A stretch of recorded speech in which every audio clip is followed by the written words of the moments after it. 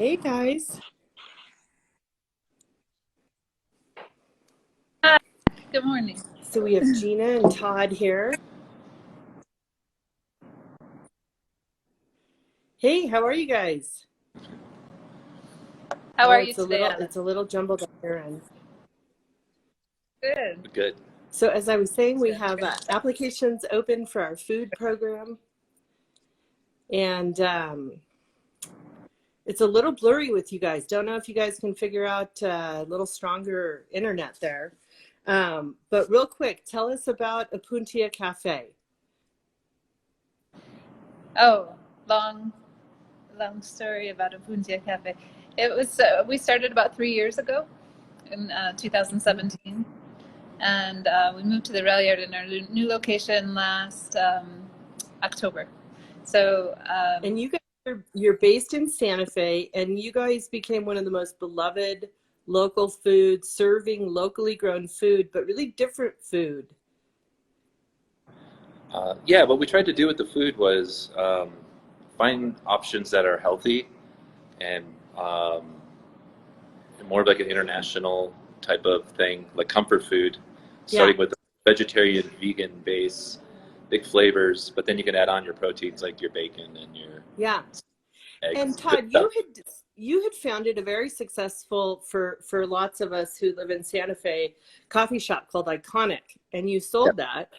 And Yes. when we talked last week, you said I wanted to explore tea culture.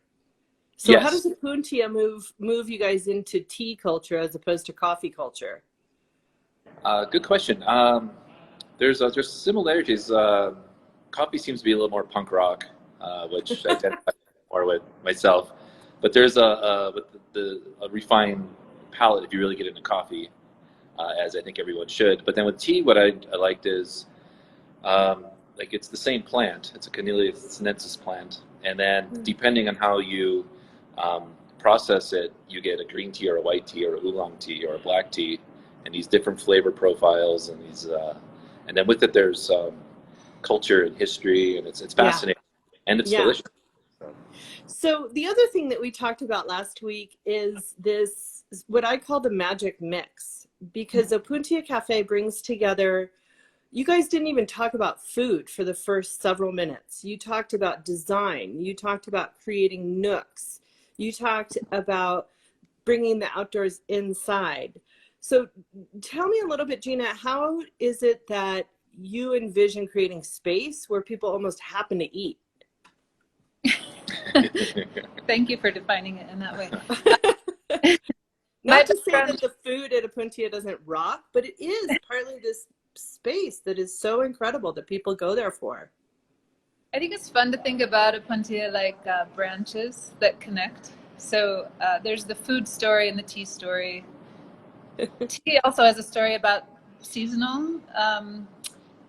Tea's harvested in different seasons. The food we get Mhm. is harvested in different seasons. It's kind of honoring a season. Um, this space we have is really inspired by light here. I think that's why we chose our new space. There's lots of light. So there's 3 garage doors that all open to the outside. Pretty much a whole wall disappears, which is great. Um, but I think being able to notice light changing throughout a day, the seasons changing throughout the year, these are all elements of biophilic design, which I've studied. Mm-hmm. So, and that is about that we've evolved in nature, and that our spaces indoors should be serving us the same way. Where we're noticing things changing from nature.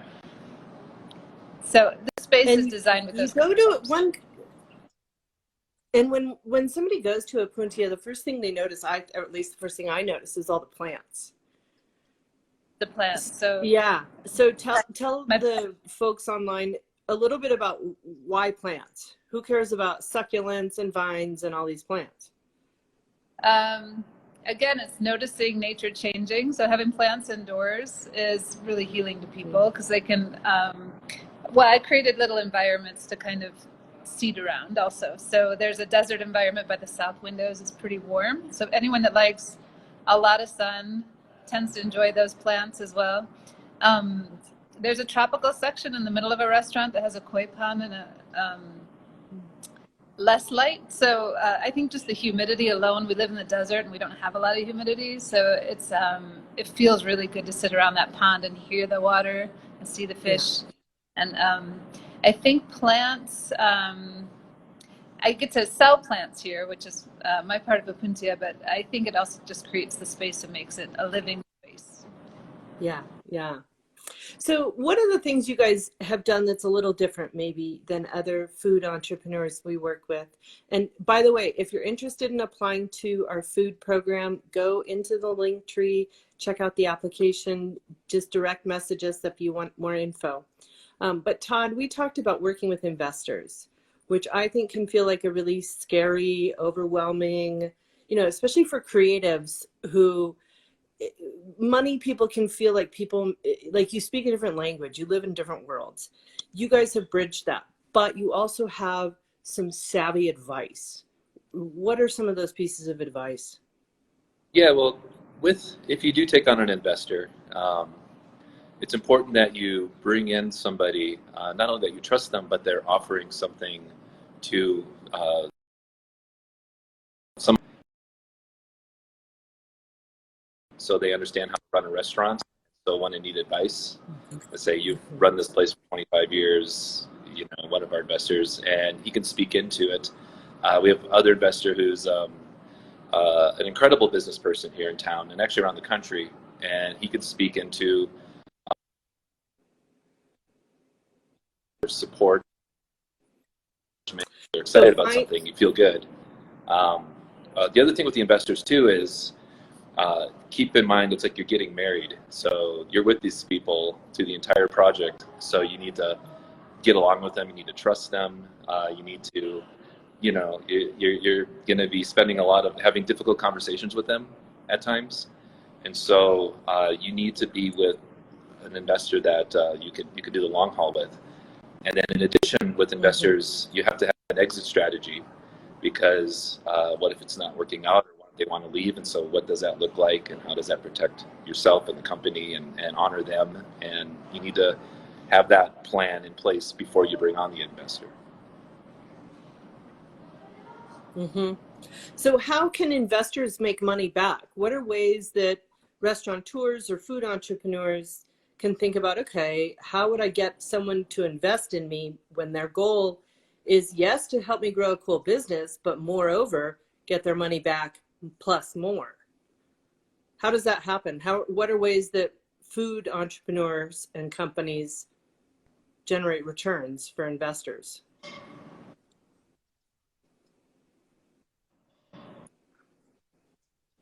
Oops, we lost you guys for a second. Did you hear me asking? Yeah, I did. Broke up a little bit, but I heard you. So basically with the investors, getting money back is it's a percentage. Whatever they invest in the equity, they get that percentage of profit sharing at the end of the year. If you know, but of course in restaurants you might not make profit for 2-3 years, and sometimes longer actually. And right. a lot of investors who are investing into a food service understand that. They're looking at the long picture, the long haul. Yeah. And also to get an investor to invest in you too, you have to, or it helps that when you do present something, you know your numbers, you know what you're talking about, you know the projections, you have a solid business plan. Yeah. And you can prove, yes. You can prove it. You can prove this isn't made up. This is an actual real thing. And most investors who invest in food service actually will go through your numbers and question it and understand it. And yeah. You know, it's interesting you say know your numbers. That's one of the things we say at creative startups all the time. And I think creatives, I always worry when a creative entrepreneur says, no, I'm going to hire somebody who can deal with the numbers. Yeah. Because I don't think founders, you can't outsource that. You have to know your numbers. And you have to keep learning more and more. Like, what are some numbers you guys watch at your restaurant? You know, like margin or whatever.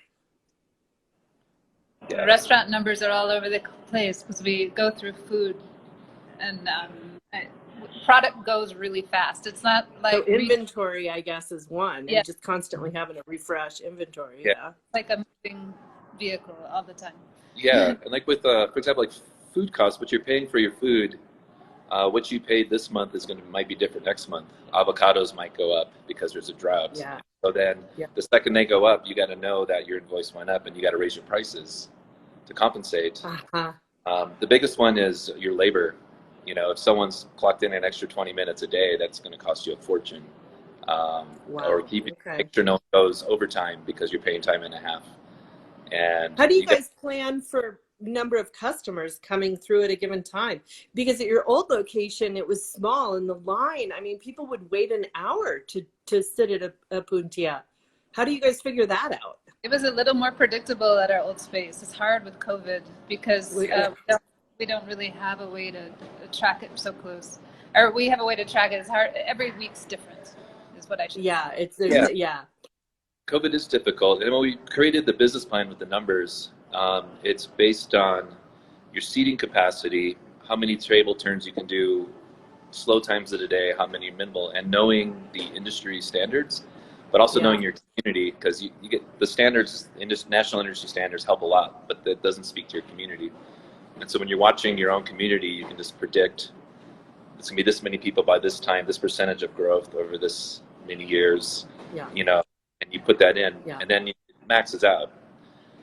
When I remember when I did Iconic's numbers, our landlord at that time, who ended up being one of the owners who bought it for me, I showed him my numbers, and he was like, told me I was crazy that I'm not getting this many people in here. I'm not getting that price point, because he had hired a consultant and told him, like, I was 2/3 over, you know.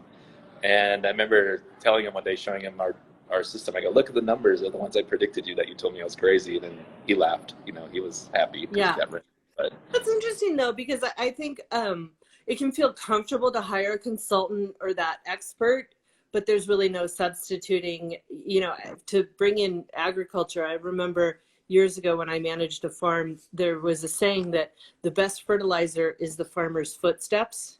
Right, which is a way of saying, like, get out in the field. Only the person who is like responsible year round can really know what's going on. And it's true in every business. So you got to get out there and you got to stand at the counter and watch how long does it take someone to order. You know, does that slow everything? I mean, everything like that. And consultants can feel comfortable, but they're never going to really know. They can't substitute the farmer's walk in the fields, you know?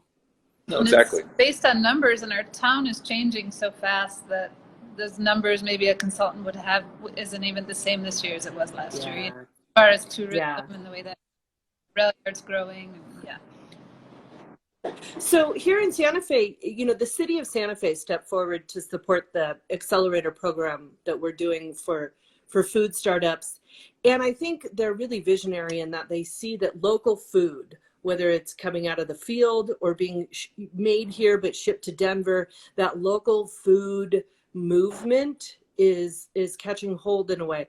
It's been derailed by COVID. I think we all feel like we're in this frustrating holding pattern.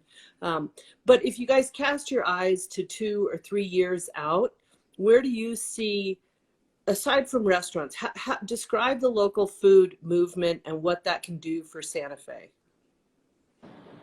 Well, 2, 3, it's one thing that's hard with the local food movement in Santa Fe is we have a very limited growing season.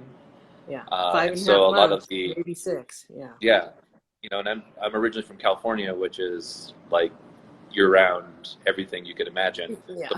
Need to develop that there. Here it's a little more difficult.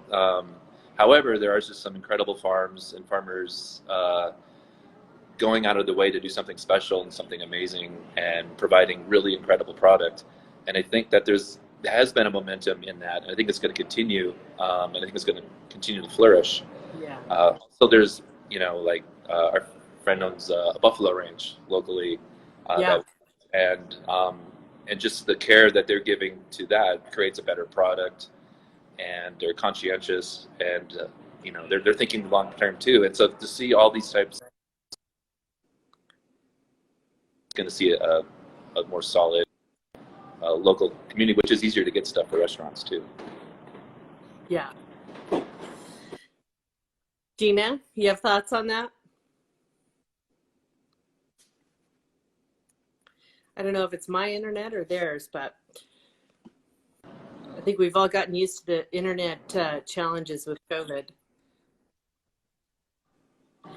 So Say that again, again. you guys, if you're listening in and you're, let me just say, if you're listening in and you're interested in applying to the Northern New Mexico Food Labs, check out the link tree. We've got lots of information, and you can just reach out to us. Mentors who join the program are folks just like Gina and Todd, who have a ton of not only expertise, but a desire to really support up and coming entrepreneurs and share what they know, share their networks, help people leapfrog over those challenges that they've already figured out. Any last thoughts you guys want to share? What's your favorite plant, Gina? If you could only grow one plant. I know it's a terrible question. You know, it vacillates because like a color. My favorite color. Every week there's a different one. But this week I would say the Euphorbia ingens, which is a straight column shaped euphorbia. They're beautiful. All right. Todd, what's your favorite food to cook? My favorite, monkfish tangine. Whoa. All right. Well, euphorbia, can the euphorbia somehow be a part of that? They're actually I don't want to know. from the same. Yes. Well, Gina, I have to hit you up and come get some succulents, because I have Macy and I. So you guys should know that Gina lives down the road from me. We've been friends a long time, and I made some clay pottery with my daughter Macy, and I need some succulents to plant in it. That would be my honor to help them. Well, there you go. Thanks, you guys. Love Opuntia. Love everything you guys are doing. And it feels like you guys are kind of this beacon on the hill for people who are saying, how can I build a successful business that's rooted in the values of community and design and space and bringing people together? So thank you for being inspirational, and thanks for your time. Thank you, Thank Alex. you. Okay. Bye, guys. Bye.